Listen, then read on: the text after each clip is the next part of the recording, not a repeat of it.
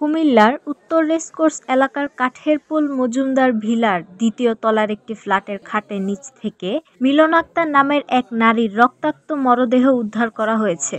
শুক্রবার সন্ধ্যায় নিহতের লাশ উদ্ধার করে পুলিশ। প্রাথমিকভাবে এটিকে হত্যাকাণ্ড হিসেবে ধারণা করছে তারা।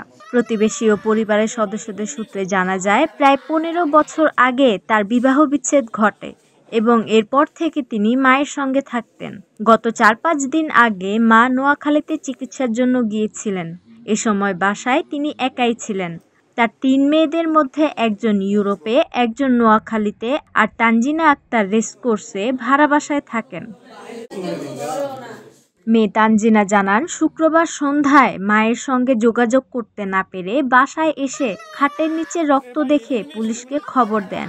আমার পুলিশই ধরে না, পরে আমি বাসায় আসছি, আইসা নিচে থেকে একজন থেকে চাবি দিয়ে গেট খুলে তারপর উপরে আসছি, আইসা দেখি বাসার বাইরে দিয়ে দরজায় ছিটকারি লাগানো। তারপরে আমি আইসা মা করে দেখলাম না এদিকে আসছে, সব লাইট লাগানো এদিকে। পরে আইসা দেখি এই অবস্থা। আইসা দেখছি যে সবাই কান্নাকাটি করতেছে। তারপরে রুমে ঢুকছি, দেখতে চাইছি যে কোয়ানে আছে, বলছে খাটের নিচে, বোঝাই দিই খাটের নিচে মানে ভালো আছে। উনি হচ্ছে মিলন আক্তার, আমার খালা, আমার মা আর খালা দুইজনই। আর আমার মামারা সৌদি আরব থাকে। মামারা যত টাকা পয়সা লেনদেন, জায়গা সম্পত্তি রাখা বা এলাকার যে ঝামেলা, যে কোনো কিছুই হেভি সবকিছু ধরে করতো আমার এই খালা। ওই হিসেবে ওনার অনেক শত্রু, কারণ মামারা টাকা মাইরা সৌদি আরব থেকে অনেকে চলে আসছে এই টাকাগুলোর জন্য।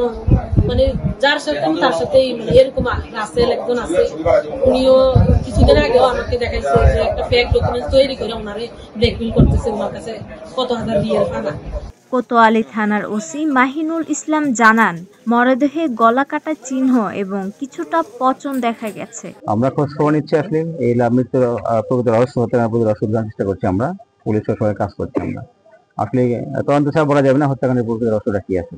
লাশে গলায় আঘাতের চিহ্ন ছিল, এটা কিছু মারামারি প্রশ্ন দেখা যায়। এটা আসলে এটা এইগুলো দেখা যাচ্ছে যে আলমিরা খোলা বা খোলা কোনো কিছু প্রশ্ন করছে আর কি, কিছু করতে পারে তারা কেউ। লাশ ময়না তদন্তের জন্য কুমিল্লা মেডিকেল কলেজ হাসপাতালের মর্গে পাঠানো হয়েছে।